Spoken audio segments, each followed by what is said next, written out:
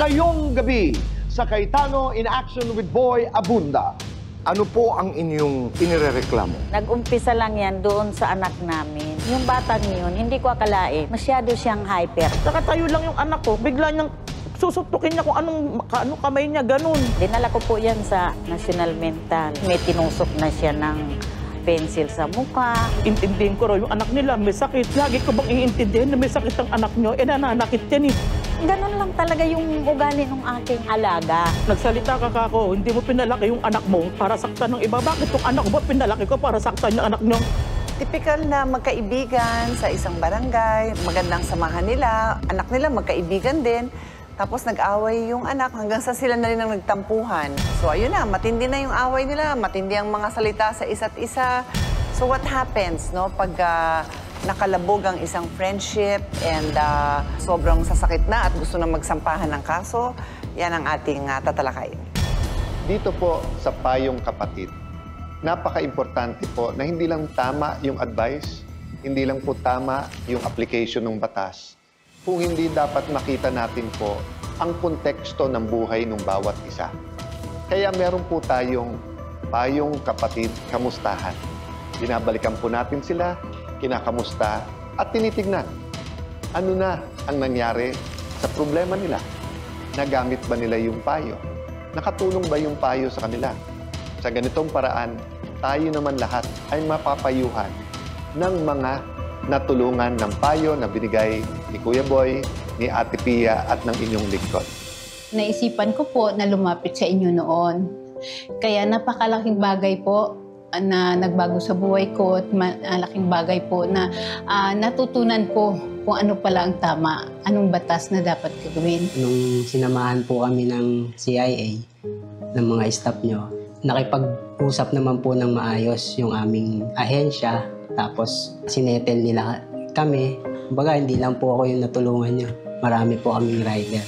Mas okay po ngayon. Masaya sa pamilya. Mas tinutukan ko na lang yung pamilya ko. Iniintay niyo rin ba ang segment ng Yes or No? Para sa simpleng sagot, malaman niyo kung pwede nga ba ito sa batas o hindi. Ngayong gabi, sa mga katanungan ng pagpapalit ng spelling ng pangalan, o kung yung pangalan mo mismo, medyo nakaka-hassle at gusto mong palitan, kailangan pa bang idiretso to sa korte? Or pwede na pong administrative process? Yes or no? Abangan nyo ngayong gabi. Go! Siyempre, nagtatapos tayo sa isang masayang game, ang Alan Pia Pick, kung saan buo ika nga, kumpletos recados ang ating gabi pag tayo nakatutok dito sa Cayetano in Action with Boy Abunda.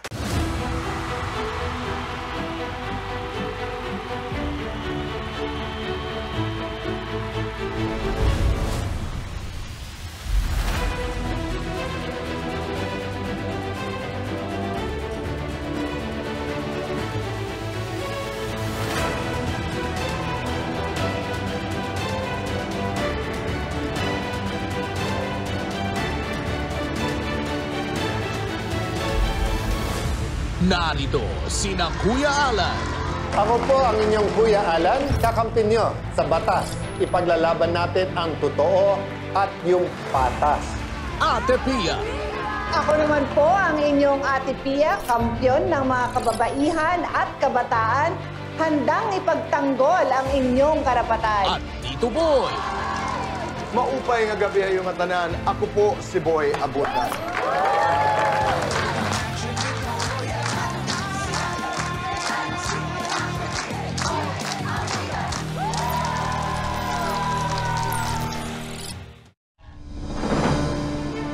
Sa CIA with BA, hatid namin ay aksyon. Nung unang pagdulog ko sa Cayetano in Action, hindi ko naman po ini-expect na ganong kabilis. After po nung nag-guest focus ng CIA, in fairness, kinabukasan, hindi pa rin ako makapaniwala na tapos na yung problema ko.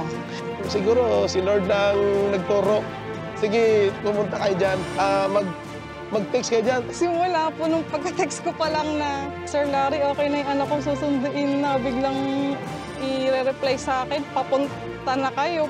At dahil kasama ko sila, naasikaso nila at wala pang isang linggo, nahulugan agad yung mga na wala akong fulog sa SSS. Natapos na rin yung ilang taon na inaantay ko na makuha yung Form 137. Handog namin pangmatagalang solusyon. Aside from din po doon, yung binigay sa akin na business na naunang kabuhayan na inumpisahan ko, talagang tinarir ko kinabukasan. Sunod-sunod pa po yung pagbibigay niyo po sa akin ng tulong sa financial, then sa gamot. Yung sa therapy ng anak ko, talagang sobrang pinagdadarasal ko yun. May puso ang usapan, kasabay ng legal na talakayan. Nung unang pagkaharap po namin nila Kuya Alan at Ate Pia, medyo kinakabahan po ako. Pero iniisip ko rin po na yun ang pagkakataon kong makaharap sila. Kaya kailangan sabihin ko na yung mga gusto kong sabihin para lahat ng mga katanungan ko, mabigyan nila ng sagot. Saka kailangan i-check mo daw lahat yung dokumento para hindi daw ma-scam. Yun ang naalala ko na magandang binigyan na aral nila sa akin. Talagang sobrang ramdam ko yung kung paano kayo tumulong, kung paano yung pagmamahal nyo, pagmamalasakit nyo sa mga tao. Dahil ang tulong na aming bigay ay tungo sa ikagagaan ng inyong buhay. Talagang natulungan ako, hindi lang sa financial, sa physical, tsaka yung aking pag-iisip. Nawala po yung question na, malaking question sa akin na iniisip ko baka cancer, yung mga ganun. Malaki din po ang naitulong talaga ng CIA sa amin. Tahimik na po ngayon yung buhay ko. Sabi ko nga, kahit tumanda siguro ako, kahit tumanda yung mga anak ko, nakakabit na yung pangalan ng CIA. Hindi na mawawala yun. Nais kong mag-thank you sa kanilang magkapatid at kay Tito Boy. Maraming salamat po talaga kay Kuya Alan, kay Ate Pia po, kay Tito Boy. Hindi ho talaga ako nagkamali. Napakabuti po nila. Kay Kuya Alan sa kay Ate Pia, sobrang nagpapasalamat ako dahil sa mabubuti niyong puso. Sabi ko dun sa mga anak ko, makapagtapos ka dyan, kasama yung CIA dyan sa journey mo na yan. Iyan ang serbisyong Cayetano in Action with Boy Abunda. Sana sobrang i-guide po kayo ni Lord. Sobrang i-guide po yung programa nyo na mas marami po kayong matulungan.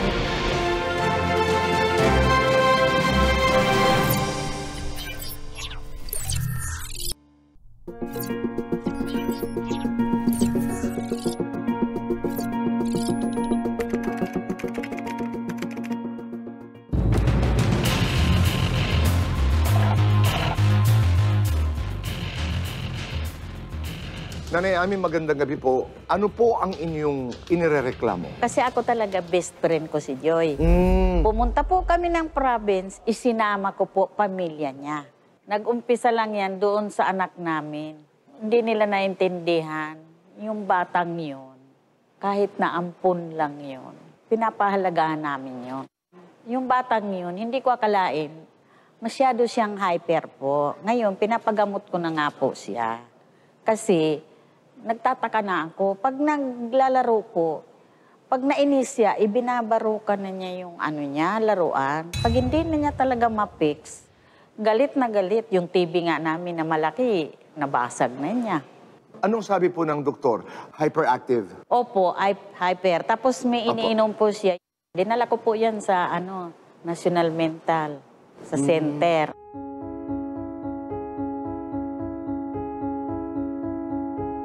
Para libre po dahil wala naman akong kakayahan. Kasi lagi pong nangaaway na rin sa school kung minsan may tinusok na siya ng pencil sa mukha. Ito yung nirereklamo ko po ngayon. Okay. Yung anak niya kasi, madalas silang naglalaro. Yung time na po yun, nagsasampay ako, naglalaro sila. Biglang umiyak. Binato raw nung anak ko, yung battle ng sa... Ito ngayon. Opo, Pero yung bago ngayon. mangyari po ito, magkalaro na yung dalawang bata. Dati na po, sa probinsya po, nag-away na rin doon. Kasi mga bata nga po binato rin daw ng din. Basta ganun lang talaga yung ugali ng aking alaga. Pero nasasabihan naman po. Ay, Kuya Boy, hindi lang salita ang ginagawa ko. Napapalo ko talaga sa totoo lang. Kaya nga doon sumasama ang loob ko. Nakikita niya kung paano kong suhituhin yung aking alaga. Ang sinasabi niyo po ay, alam ni Joy na hindi mo kinukonsente ang iyong anak. Alam naman po niya, nakikita po niya, Kuya Boy. Dinidisiplina niyo po, Opo. pinagsasabihan. Diyos ko. So, Nangyari ito ngayon, naglalaro ho sila sa inyong bakuran, tapos ano ho ang nangyari? Binato nung empty bottle ng sa alcohol, yung maliit, yung ganyan lang. Binato ng Walang iyong laman. anak, ang anak ni Joy. Opo. Okay, and Ang then? ginawa, kitang-kita ko, yung sinuntok sa likod yung aking anak. Tapos, hindi ko naman yung bata, yung anak ni Joy, kasi nanakbo palayo. Siyempre, natakot siguro sa akin. Akala ko, okay na, pinagalitan ko na naman, tinapi ko na naman sa puwet yung aking alaga. Kasi hindi ako nakikialam ng ibang bata na mamalo. Hindi ako ganon. Pagkatapos po, anong nangyari? Dumarating na yung mag-ina. Ano ba niyang nangyari, Ate Ami? Ano ba, Ate Ami? Ate Ami, sabi, naku, yung mga bata, huwag natin patuloy. Siyempre, parang ako rin, galit ako dahil pagod ako. Naglalaba ako, nagsasampay ako, nag-aalaga ako, nagluluto ako. Parang meron na kaming napag-anuhan ng di na maganda. Meron lang isang parang sabi niya, tama na kayo niyan. Kapitbahay. Okay. Opo, pumasok na ako sa amin. Tapos umalis na rin siya. Mula po noon, hindi kami talaga nagbabate. Tapos kung minsan ako inaamin ko po, kung minsan napapadaan siya, kasi may tindahan sa duluhan namin Tapos kunyari, lalabas ako, ay bibili ako ng baboy, ganon. Pinariringgan niyo ho siya? Pinaringgan ko talaga siya kasi sabi sa akin, baboy siya. Bakit niyo ho siya pinariringgan? Naiinis kasi ako hindi ako kinakausap Naiinis ka dahil hindi nanumbalik ang inyong pagiging magkaibigan na sa iyong palagay ay napakaliit na bagay para kayo'y hindi mag-usap. Opo. Hindi naman namin pinarating yun sa barangay dahil parang mas lalong nakakahiya kasi mga tao doon sa amin, maraming marites. Iniisip ko na rin, mas matanda ako sa kanya. Kasi siya 46 lang, ay ako mag-70 na. Nung nandun nga po sa probinsya, ang nakagalit naman niya noon, yung asawa ko, nagbasagan pa sila ng mag. Dahil? Dahil nga doon sa batang yun. Talagang hyper kasi yung bata. Tapos parang may nabanggit si Joy na hindi doon maganda. Sinagot ko siya. Alam mo ako kahit ganitong maliit, malaki ka, kakayanin kita. Tapos papadaan ako, nandun sa kwarto. Medyo nakausli yung puwit niya, talagang binam ko siya. Totoo yung ginawa ko po. Doon sa probinsya ito. Pero sa labas ng mga bata, wala ho kayong alitan ni Joy. Wala po. Talagang kayo ho ay mag-best friend. Opo. Diyos ko, okay. ang baso namin, Kuya Boy, iisa. Ano kami, palagayan loob namin Parehas pa kami Agosto. Ang birthday? Opo. Nay Ami, ano po ang gusto niyong mangyari? Gusto ko sana yung maging balikan yung aming pagkakaibigan. Kaya lang, sa amin talaga, wala nang namamagitan na halika, magbati kayo. Kasi iba ang mga ugali doon. Imbis na matulungan ka, nagiging marites marisol pa. At saka ako, tahimik na ako. Ayoko yung ipamamalita sa kanila na ganito. Ayaw mo, kwento mo nga ako Ang tagal ko na po sa Pasig. Mag-50 taon na ako dyan. Hindi pa ako napuntahan ng mga kapitbahay na, Uy, Ami, ano ba sinasabi mo? Hindi ako ganun kasi. Apo. Maingat po ako kasi mainitin ang ulo ko, lalo nung ako'y nagkasakit. Yung pag-maintenance ko ng gamot ko. Ano po ang inyong sakit, Nay? Cancer po sa thyroid. 4 times na akong naopera. Ang pumalit naman po, osteoporosis. Parang nagkakakomplek na lahat-lahat ng Yun ang ko. Si Joy po, Nanay Ami, ay nakikinig ngayon sa ating pag-uusap. Anong nais mong iparating sa kanya? Ako tinuturing ko talaga siyang best friend. Iisa ang kinakainan namin dalawa. Asawa ko at asawa niya, magkasama yan sa trabaho. Sana magkabati na kami. Kuya Boy, magbo-birthday na naman ako ngayong August 9. Kayong dalawa magkasabay.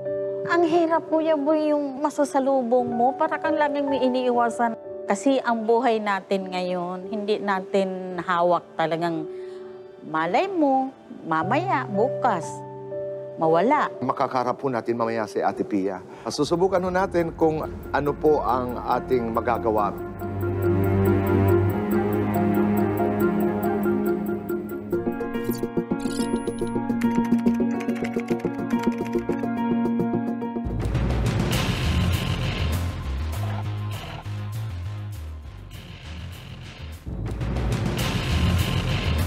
Joy, narinig mo kanina si Nanay Ami. Opo. Ano ang nais mong sabihin? Yun nga po, kasi nag-away po yung anak ko at saka anak niya. Hindi ko po nakita yung pangyayari. Ngayon, yung anak ko nanakbo, may nagsumbong na rin sa akin. Nakapitbahay? Oo. Na, Ate Joy, yung anak mo, inaway yung anak ni Ate Ami. Pagdating ko doon, nagsasalita na siya ng kung ano-ano. Tapos ang kinasama talaga ng loob ko nung salita siya na hindi ko pinalaki yung anak ko para saktan lang ng iba. Munang-muna, kaibigan ko siya. Sasalita sa akin ng ganun. Hindi na rin ako sumagot, umuwi na ako, pumasok sa loob. Pero alam ko, nakarating sa akin na may mga sinabi siya habang wala ako doon sa bata. Hindi ko pinansin. Kinabukasan, may birthday doon sa may tabi nila. Pumunta kami.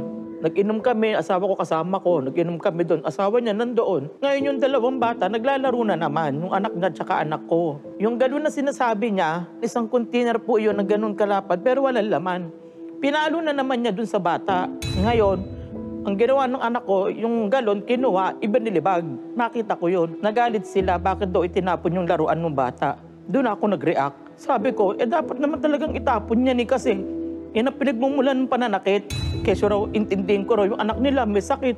Naintindihan ko nang kaya lang, lagi ko bang iintindihan na may sakit ang anak nyo? Nananakit yan nandudura. Yung may batang naglalaro dyan, babanatan niya yung kahit di siya ginagalaw. Siyempre bilang magulang, hindi na rin tama kahit sabi mo may sakit yung anak nila. Tama po yung sinabi niya na nagkabalibagan kami ng asawa niya ng baso kasi nga, yun nga yung pagbato nung anak ko nung galon ng alcohol, nagalit siya. Di, nagkabasagan talaga kami ng baso noon, nung asawa niya. Nung sa probinsya? Opo, kasi nakatayo lang yung anak ko, kung sino man bata, bigla niyang susutukin niya kung anong kamay niya, ganun. Nagsalita ka kako, hindi mo pinalaki yung anak mo para saktan ng iba. Bakit yung anak ko ba pinalaki ko para saktan yung anak niyo?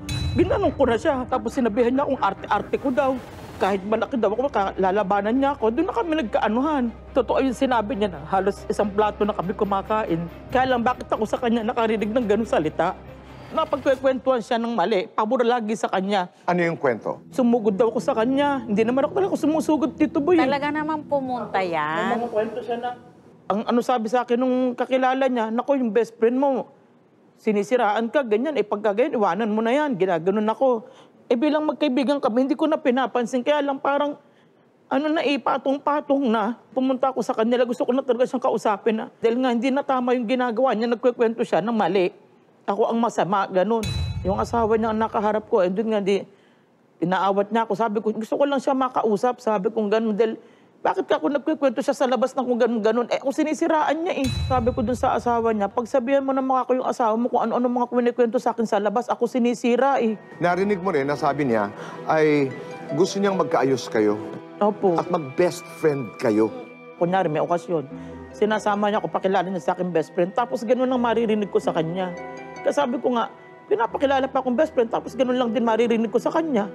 Masamang-masama rin ng loob ko sa kanya, Tito Boy. Hindi ko lang din inaano kasi nga, minsan sinasabihan na rin ako ng asawa ko na iwasan mo na kasi may edad na yan. Mamaya mapang-abot kayo, anong magawa mo, kasalanan mo pa. Pero yung asawa namin, hindi naman po nakikisali sa problema namin. Wala lang daw namamagitan, sana'y magkausap nga at magkaayos. Siyempre, alam niyo naman din yung mga nakikinig, sul-sul din. Kaya iwasan mo na yan. Kaibigan mo, best friend mo, sinisiraan ka. Naririnig kita, mamaya lamang ay mag-uusap tayo kasama si Ate Pia.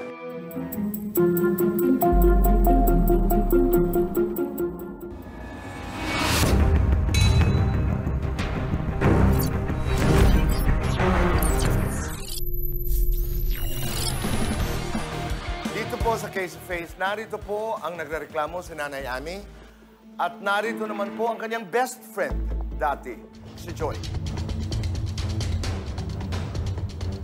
Ate Pia, Nanay Ami at si Joy.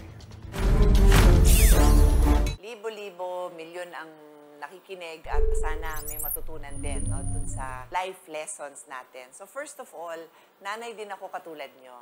Nay Ami, meron din akong anak na hindi sa akin nanggaling. Hindi ako ang nagbigay buhay sa kanya, pero anak ko siya, walang pinagkaiba dun sa iba kong anak. So yung naririnig ko sa'yo na pagmamahal mo dun sa anak mo, ramdam ko yun. But you know what? Sometimes yung gifts natin hindi perfect. So yung dumating sa'yo na gift, malikot, makulit, medyo nananakit pa. Hindi talaga lahat ng bata mabait. Sa logic lang bata, hindi man katanggap-tanggap yung action nila, kadalasan yan may dahilan kung ba't nang ganon. And nagustuhan ko yung sinabi mo na hindi mo naman style na mag-sermon o manakit ng hindi mo anak. Opo. Basta hindi ikaw ang magdidisiplina sa anak ng ibang tao. And ako, naniniwala ako doon. Kasi iba-iba ang style of parenting, right? Talagang ang job natin, sinabi sa batas na kung ikaw ang magulang, ikaw ang may responsibilidad sa bata na yon. So, ikaw talaga magdi-decide kung ang disiplina mo sa batang yan ay papangaralan mo, matyaga ka.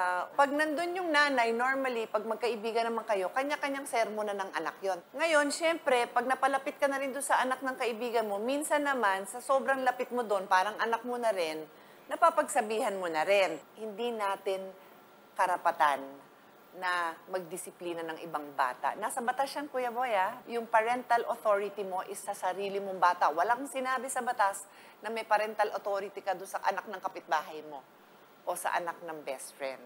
Clear yon sa mga nakikinig sa atin, anak mo lang. It doesn't mean naman na kung magkakasakitan na, hindi ka magpipigil. Iba naman yon. Karapatan naman natin bilang isang adult, siguraduhin na yung mga bata safe. So, yung nangyari sa kaso nyo, bago nangyari yung incidenting yon, masaya mga anak niyong naglalaro, masaya din kayo, no? Opo. At nag-aaway din naman, dati pa, tulad Opo. lang naman ng iba-ibang bata. Bata lang. Bakit nagkaiba dito sa isang incidenting to na tuluyan? Ako'y naamin ko naman po talaga yon, Ate Pia. Sa inis ko na rin, kaibigan ko rin, pinakilala ko rin sa kanya. Ngayon, nagtataka ako, bakit parang mas nagdidirekta na sa kanya ako, parang iniit sa puwera. Doon na, parang nagselos na ako doon.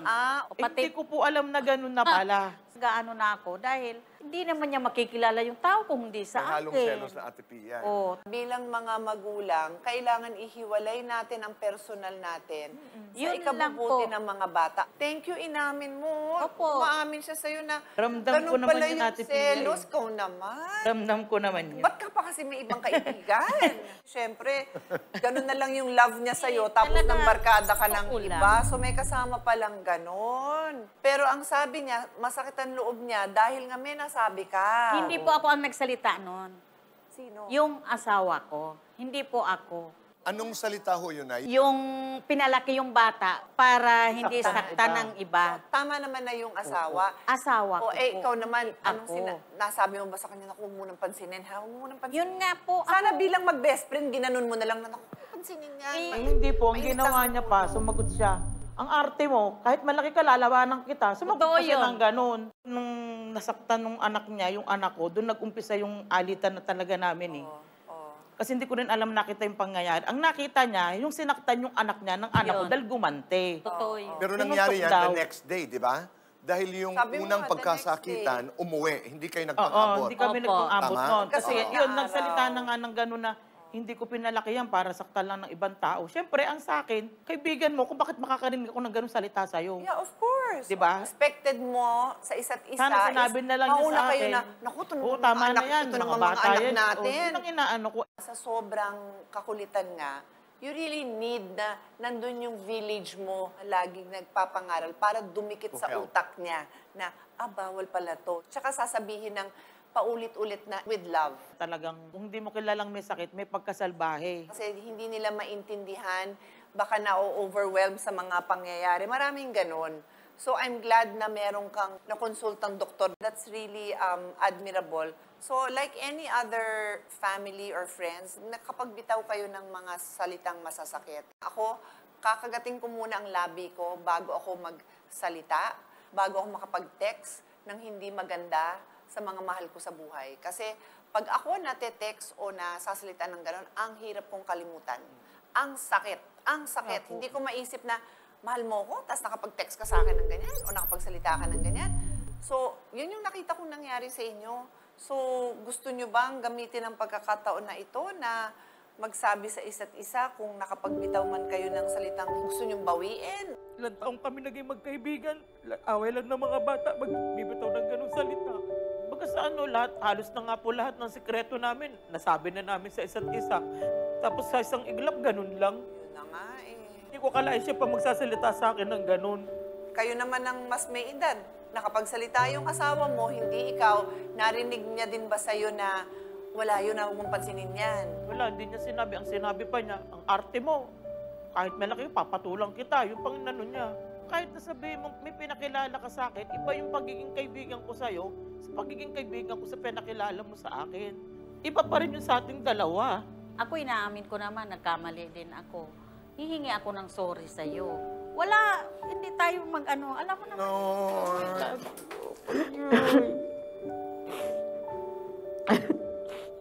Tama. Ay, tama na. Yung sa age gap nyo nga, parang anak mo na rin siya, di ba? Opo. Parang magnanay na kayo. Ang sarap nga sa buhay ng ganun eh. Tawag nga nila sa amin, paglalabas o ayun na yung mag-best friend. Oo, di ba? Tapos sa pag-aaway lang ng mga bata, ganun ang ano mo. Sa akin, sana sinabi mo lang, hayaan mo na enjoy, mga bata lang yan eh. Lahat naman nagkakamali. Nag-sorry, tinanggap mo. Ngayon naman sa telebisyon na siya nag-sorry. Buong Pilipinas nang nakarinig. Anyway, kasi kami ni Kuya Alan at ni Kuya Boy, talagang ang gusto namin is financial independence, financial security ninyo. So kung makakatulong kami magpundar ng startup nyo, yung para makaumpisa kayo ng negosyo, ready kami. Pwede namin kayong tulungan magpundar. Kasi alam ko as a mother, iniisip mo yung future din ng anak mo at may edad ka na at may sakit ka pa. Siguro mahirap mag-start kasi yung pera mo napupunta sa gamot. So, yun ang gusto naming iregalo nga sa inyo. Kinukulang pa. Pwede naman pong magtulungan Teka lang. Magbigay kayo ng business plan. Simple lang. Hindi komplikado yung kumbaga ganito. Ano ang aking talent? Magluto. Okay, sige. Luto ko talaga siya. O, yun, talent. Tapos ikaw ba maglalako? Ikaw ba ang tutulong lang sa kusina? Kung ano man. Alam ko minsan kung ba't nakapagsalita ka ng ganyan. Dahil syempre pag stress ka, Kuya Boy, pag nabawasan yung pressure mo sa pera, okay na kami sa bahay, may pangkain kami, buhay namin, tas yung sa gamot, naiipon na, gagaang din ang loob mo, tas may best friend ka pang ganyan. Yun. So, ang daming mga nanay na nangangailangan ng best friend. Ang hirap maging nanay. Nako. So, tayo mga nanay, we have to help each other. And I'm so happy na nagkabalikan kayo. And then, ang pasensya ay magmumula din sa inyo. Pag alam mo nang mainit ang ulo, bigayan kayo. May legal akong gustong idagdag para maintindihan din ng mga magulang.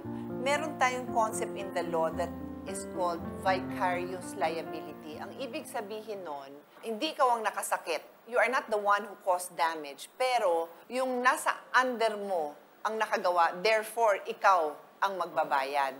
Kaya ngayon, ang request ko sa'yo, Joy, as the best friend of Amy, tutulungan nyo din yung anak niya na makaiwas. Kasi kung may tendency ba sa kakulitan lang, baka mamaya makasakit ng ibang bata, then tulungan nating makaiwas sa ganon. Kasi pag meron niyang damage na nagawa, perwisyo pa ngayon ng magulang na hindi mo naman gustong manakit, mamaya mapagsalitaan pa ng ibang tao ng masakit, ano ka pa. Pero ang ayoko mangyari is pupunta pa kayo sa barangay or sa huwes dahil nakasakit ng iba. Kasi under the law, yung vicarious liability means magbabayad yung magulang. And sa mga parents, wala namang problemang maglaro yung mga bata, be safe and all. Kaya lang, minsan, nakakasira ng gamit ng ibang tao, magulang ang sasagot nun. Okay? Opo. And then yung sa anak mo lang, kung gusto mo lang na ipa-second opinion natin, marami kasing ibang therapy na pwedeng gawin sa bata, hindi lang naman gamot. Hindi ho ako doktor, kaya hindi ko pwedeng pakialaman kung ano ang naging diagnosis. Pero dito, once na pumunta ka dito, ang gusto nating approach, kalahatan. Hindi lang sa anak mo, pero pati sa'yo ha, yung medical assistance, nakakatulong naman din kami dyan. Maraming salamat. Salamat po. Pero tapusin natin ito ng mga mensahe nyo para sa isa't isa. Oy, sorry. I love you talaga. I love you. Tama na. Joy, ikaw naman. Sana hindi na maulit, Dok. Kung ano man ang ano, hindi nagkakaintindihan. Pag-usapan natin, hindi ba may problema ka sa akin, kausapin mo ko. Hindi yung kani-kanino pa, di ba? Lalo tayong nagugulo. Yeah. Love you. Maraming salamat. Payong kapatid naman po ang magaganap sa pagbabalik po ng Cayetano in Action with Boy Abunda. Cayetano in Action with Boy Abunda. Nang makatanggap ng payo mula kay Ate Pia, napagtanto ni na Ami at Joy na mas mahalaga ang kanilang pagkakaibigan kaysa sa mga alitan. Ang tumatak sa isip ko, ang sinabi ni Ate Pia na kung pwede, magbati na dahil lalo ako, may edad na ako at saka mag-best friend kami. Kalimutan na kung mga ano man ang nangyari. Total, bata naman yung nag-away, hindi naman kayo anyang dalawa. Bukod sa natanggap nilang medical assistance para sa pagpapatingin ng anak ni Ami sa ospital, nakuha na rin nila Joy at Ami mula sa Cayetano in Action with Boy Abunda ang puhunan para sa kanilang negosyong lutong bahay na ngayon ay pinagtutulungan nila bilang magkasosyo. Nagpapasalamat po kami ng maraming na hindi po namin inaasahan talaga na kami mapapansin kami, mabibigyan kami ng hanap buhay, pangkabuhayan ng ganito. Kaya maraming pong salamat kay Ate Pia at saka kay Kuya Alan sa binigay po sa aming tulong. Ang laking tulong po talaga. Ayun, nagkaroon kami ng hanap buhay, nagkasundo pa ulit kami. Hangad ng Cayetano in Action with Boy Abunda ang tagumpay ni na Ami at Joy at ang patuloy nilang pagtutulungan para sa kanilang pamilya.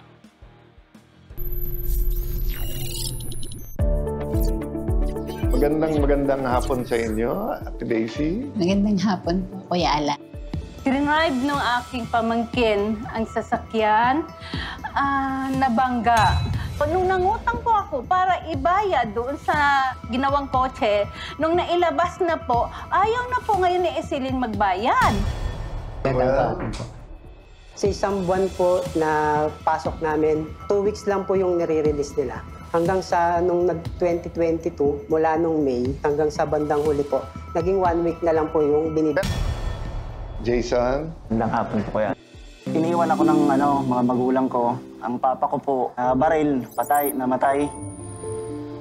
Yung nanay ko naman po, ang sabi ng mga iniwanan po sa akin na nagpunta pong Germany. Nagkita po kami nung 2021. Pero parang baliwala sa kanya eh. Good to see you. Lahat kayo for many reasons. Number one, parang nakatawa na kayo ngayon. Yes. So, hopefully, ibig sabihin yung advice gumulong na at may konting development na sa case niyo. And number two, di ba, sabi nga nila parang the proof of the pudding is in the eating, di ba? So, pag sinabing masarap yung pudding, titikman mo. So, ganun din naman, di ba, yung advice, pare-pareho naman tayo nagtatry magbigay ng pinakatama na advice and hindi lang naman legal. So yung experience nyo, ang makakadagdag ng payo o ng advice o payong kapatid sa ating mga kababayan. So gusto lang namin kayong kamustahin at makita kung ano na nangyari. No? So in your case, Ate Daisy, di ba yung tinakas na sasakyan? Opo. Na siyempre yun ang number one advice natin sa ating mga kababayan. Pag hindi sa inyo, huwag niyong kukunin, huwag niyong itatakas kasi nandun parating possibility. Whether scooter yan, whether motor, whether sasakyan, ginamit mo, di ba? Laptop, computer, cellphone, ginamit mo walang paalam. Pag na-damage yan, doble yung problema. Yes, po. Kasi hindi mo na pinaalam, tapos nagka-problema pa. So sa case mo, Ate Daisy, di ba na-damage yung sasakyan? Opo. Tapos medyo malaki ang sinisingil sa'yo ng insurance, no? So, kamusta na? ang sa company po na pinagawan ko po ng sasakyan, mas malaki po yung siningil. And then, yung pamangkin ko po ay talagang ayaw siya magbayad. So, parang dinadaan niya lang sa wala. So, sa tagal-tagal ko naghintay bilang isang kamag-anak, bilang isang tita, naghintay lang po ako na dumating sa bahay ko. Pero hindi po siya dumating hanggang inabot po ng 8 buwan. So, naisipan ko po na lumapit sa inyo noon.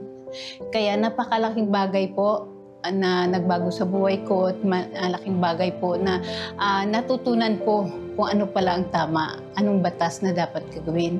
Kahit pala magkamag-anak ka, mayroon pa rin batas na dapat sundin. Pero siyempre may proseso pa rin, no? So, nagharap pa kayo o magharap pa lang kayo sa barangay? Nagharap po kami sa barangay, sa tulong niyo po. And then nag-usap-usap kami doon. Pero matagal nahirapan si barangay kapitan na mag-ayos sa amin kasi ayaw niya po talaga na magbayad. Pero nung bandang huli, nung nalaman po na mali pala po ang lugar ng aksidente na sa Makati, ang sabi niya sa Taguig. So doon po, nung bandang huli, pumayag na lang po siya na magbayad. Well, salamat din po sa inyong pasensya and of course, we wish you the best, no? So, anong natutunan mo sa lahat ng ito? Ang natutunan ko po dito po na kung halimbawa na pinakialaman yung gamit mo at saka yung nagkamali sa'yo, dapat hindi mo pabayaan lang. Dapat alamin mo talaga kung bakit. At saka kung anong tama ay dapat mong gawin para matuto din siya at hindi niya gawin sa iba. Napakaganda yon, no? Na kung sa'yo lang, pwede mong tanggapin na, sige, nangyari na. Pero baka gawin pa kasi sa iba, di ba? Ikaw naman, Joel, kamusta? Mabuti na po ako sa ngayon. Kamusta ang motor mo? Yun po, maayos pa din pa naman po. Nakakapaghanap buhay pa rin po hanggang ngayon.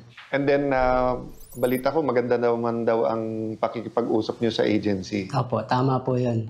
Bali, yun nga po, nung sinamahan po kami ng CIA, ng mga staff nyo, nakipag-usap naman po ng maayos yung aming ahensya.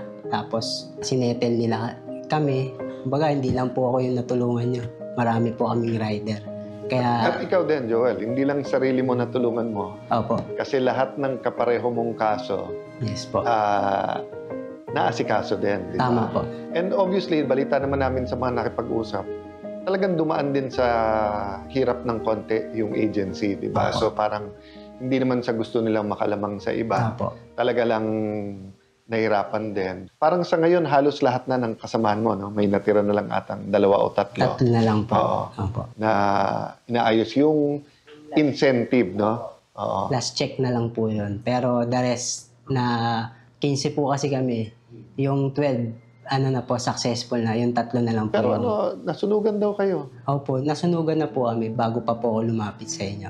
Kumbaga... So nagre-recover ka pa lang noon? Opo, nung time na yun. Tapos yung nakuha ko pong pera, ginamit ko po para maipagpatayo uli yung bahay namin. Pati ba mga kapitbahay mo na tinamaan din ng sunog? Opo, madami rin po kami. Tapos nung... Sige, paalam mo rin sa amin kung may natira pa sa kanila na medyo hirap or pwedeng magkaroon ng livelihood. Minsan ang ginagawa namin doon, hindi cash. Opo. Pero halimbawa, dating may kalenderya, so pwede ding lutuan o kaya rep, di ba? O kaya dating may tindahan. Mga tahian. So konting may tahian, di ba, na ano. Kasi, di ba, sino pa ba magtutulungan kung hindi pamilya? Sino pa ba maasahan mo dapat kung hindi kapitbahay mo rin, di ba? So pag natulungan yung isa, sa akin talaga ngayon yung sense of community. Diba? So katulad nung sinabi mo, problema mo yung dinulog mo, pero 15 kayong matutulungan. And hopefully, pati yung ahensya nyo dati, matulungan din natin. Opo. Kaya po, nagpapasalamat po ako sa inyo personally kasi nasettle na po kami. Tapos hindi ko rin po akalain na magkakaroon pa po ng ganitong pagkakataon. Maraming salamat po, Kuya Alan. Awa ng Diyos, kami natutuwa talaga ni Kuya Boy at ni Ate Pia. Si Jason, nung unang nag-appear sa show, tatapating kita, Jason, ang hirap magbigay ng advice pagka hindi legal, pagka relationship, di ba? Opo. Kasi madali kami mag-judge eh. Madali namin sabihin na, Jason, bitawan mo yan, bigat lang. Pero siguro kung naranasan ko rin yung naranasan mo na every time hinahanap talaga yung pagmamahal ng magulang, di ba? So, ba't unang-una, kamusta ka na? Mas okay po ngayon. Masaya sa pamilya. Mas tinutukan ko na lang yung pamilya ko. So, yung sa mga anak mo, medyo, ilan nga ba anak mo? 3 po. So, kamustahin mo naman? Kamusta po sa mga anak ko. Lalo na sa baby ko. Kasi yung una talaga namin nagkita nun, talagang yung impact sa akin, talagang masakit talaga. Sabi ko, nung napayuhan niyo nga ako, Kuya Alan, mas pinili ko na lang magpatawad. Pero minsan pagka binitawan mo, minsan doon dumadating. Kasi sabi ko, nakita ko yung mga anak ko, sabi ko, kung palagi kung maano lang ako sa ganong sitwasyon, mapapabayaan ko yung mga anak ko. Inayos ko yung buhay ko, trabaho ko, para sa mga anak ko. Kumusta ang mga hanap buhay, Jason? Okay naman po. Trabaho naman po araw-araw. Pero ngayon nakikita ko yung smile mo at saka yung aliwalas ba nung personality mo ngayon? Opo. Nung pakikitungo mo. So, we'd like to thank you. Huwag kayong magsasawa sa CIA with BA. We appreciate lahat ng lessons ninyo and let's keep in touch. Kung may maitutulong pa kami or kayo mismo, may gusto kayong maliit na project doon sa inyong community, sa inyong mga tropa, huwag kayong magdadalawang isip kasi nga talagang, di natin pwedeng sabihin we honor God. Tapos wala tayong pakialam sa ibang tao. Diba? No. Thank you, Jason. Salamat Thank po, you, Kuya Joel, Daisy. Salamat po.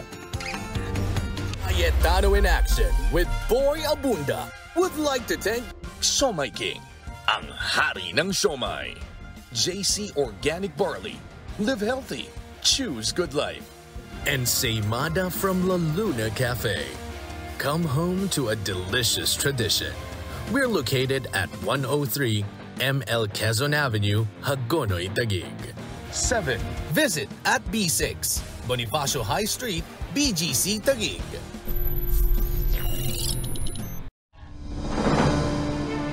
Sa CIA with BA, hatid namin ay aksyon. Nung unang pagdulog ko sa Cayetano in Action, hindi ko naman po ini-expect na ganong kabilis. After po nung nag-guest focus ng CIA, in fairness, kinabukasan, hindi pa rin ako makapaniwala na tapos na yung problema ko. Siguro si Lord nang nagturo. Sige, pumunta kayo dyan. Mag-text kayo dyan. Simula po nung pagka-text ko pa lang na, Sir Larry, okay na yung anak ko susunduin na biglang i-reply sa akin, papunta na kayo.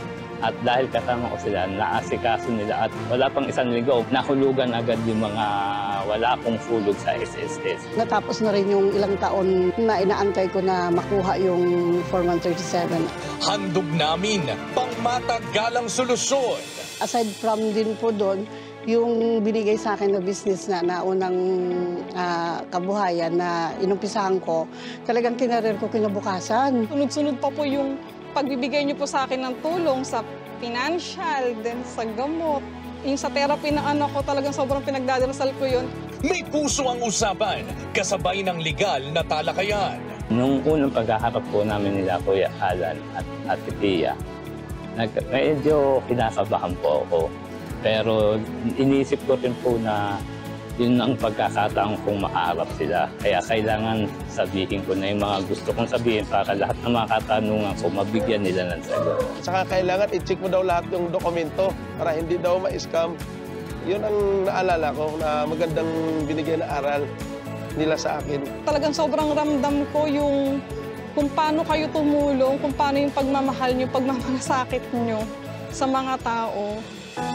Dahil ang tulong na aming bigay ay tungo sa ikagagaan ng inyong buhay. Talagang natulungan ako, hindi lang sa financial, sa physical, tsaka yung aking pag-iisip. Nawala po yung question na, malaking question sa akin na iniisip ko baka cancer, yung mga ganun. Malaki din po ang naitulong talaga ng CIA sa akin. Tahimik na po ngayon yung buhay ko. Sabi ko nga, kahit tumanda siguro ako, kahit tumanda yung mga anak ko, nakakabit na yung pangalan ng CIA. Hindi na mawawala yun. Nais kong mag-thank you sa kanilang magkapatid at kay Tito Boy. Maraming salamat po talaga kay Kuya Alan, kay Ate Pia po, kay Tito Boy. Hindi ho talaga ako nagkamali. Napakabuti po nila. Kay Kuya Alan sa kay Ate Pia, sobrang nagpapasalamat ako dahil sa mabubuti niyong puso. Sabi ko dun sa mga anak ko, makapagtapos ka dyan, kasama yung CIA dyan sa journey mo na yan. Iyan ang serbisyong Cayetano in Action with Boy Abunda. Sana sobrang i-guide po kayo ni Lord. Sobrang i-guide po yung programa nyo na mas marami po kayong matulungan.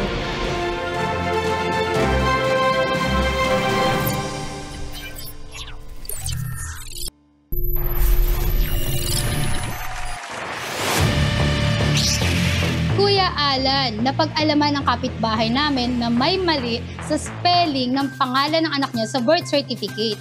Kailangan niya po bang pumunta sa korte para maipatama ito? Yes or no? No.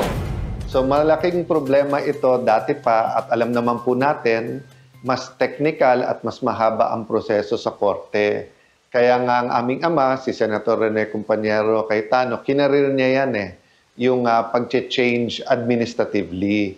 At sa present nating batas, mas primary na pumunta ka dyan sa civil registrar at dyan po aayusin yung pagkakamali sa pangalan. So wag lang substantial, no?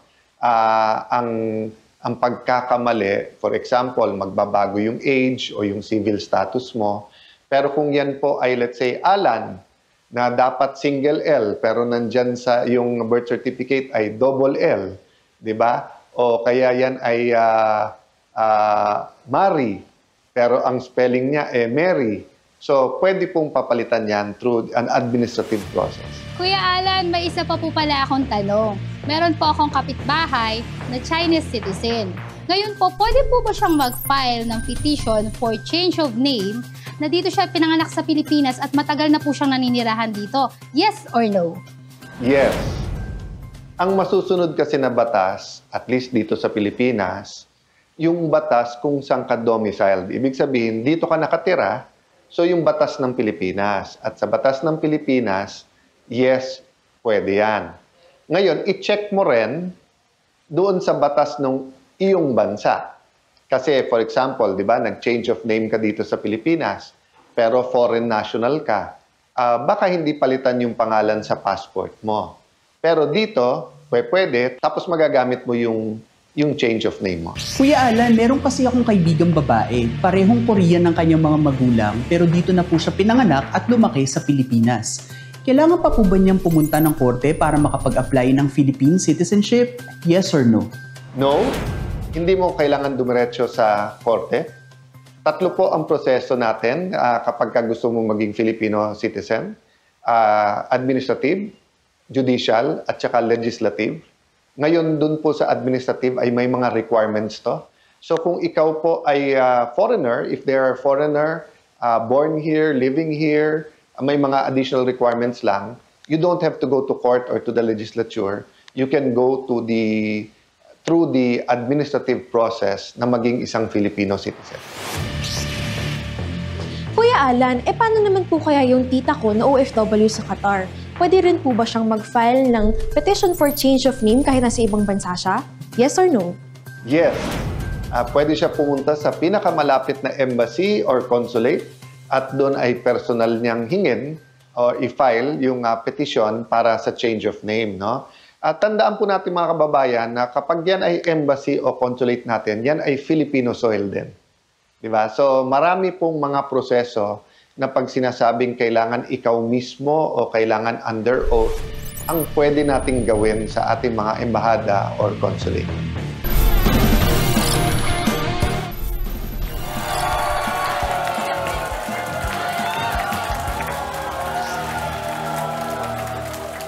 Tayo nagbabalik po dito sa Kayetan in Action, Alan Pia Pick, kung saan marami ang mananalo. Sino ang gustong manalo ng 2,000? Ng 10,000! At lahat mag-uuwi ng regalo, walang uuwi na walang dalang regalo. Tayo. We're about to play Alan Pia Pick, Mari Team. Tulungan nyo kami. Umpisa na natin ang Alan Pia Pick. Go! Alan Pia Pick! Alan Pia Pick! Alan Pia Pick! Alan Pia Pick! Alan Pia Pick! Kayong dalawa ay maglalaro. Ang mananalo ay magkakaroon ng pagkakataon makalaro si Ate Pia. Ready? 3, 2, 1, go!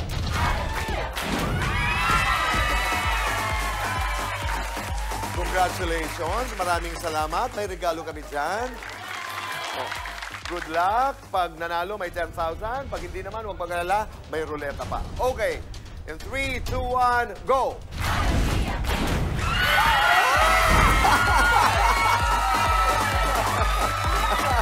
Congratulations! Thank you po kay Tito Boy at Ate Pia. Kaya kay Kuya Alan. And sa Cayetano in Action with Boy Abunda. Thank you po! Puso tayo. Pagbutihan ninyo, okay? Ang consolation prize ay 2,000. Ang mananalo, makakalaban si Kuya Alan. Pag nanalo, may 10,000. In 3, 2, 1, go! Wow! Congratulations! Maraming salamat. Ngayon naman, si Kuya Alan. In 3, 2, 1, go! Don't worry. May Bale. ito.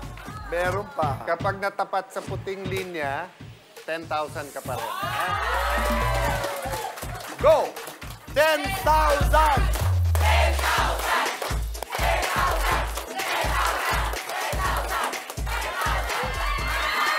5,000 pesos! Congratulations! Thank you rin po. Nagpapasalamat po ako sa sobra kali Tito Boy Abunda, kay Kuya Alan at kay Ate Pia po. At sa programang Alan Pia Cayetano in Action with Boy Abunda po. Thank you so much po. Malaking tulong po to. Maraming salamat. Congratulations. Ngayon naman, ang ating pangako, merong mga regalo para sa inyong lahat.